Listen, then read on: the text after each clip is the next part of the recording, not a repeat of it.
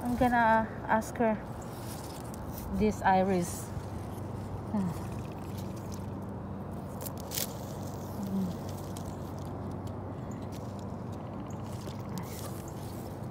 Ito yung iris na plants na pang good luck din to eh.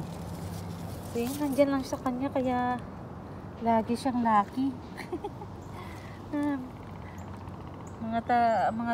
Ano din sila, mga taga Trinidad din yan sila. Ang ganda, di ba? Ayan guys, iris axle ang tawag yata dito. Isang good luck plants, mga yan. So tatanungin ko siya kung magkano, kung pwede ako makabili sa kanya. Dahil nandito lang naman siya sa tabi-tabi. Kapitbahay ko lang siya. Ayan guys. So I hope you guys enjoy watching.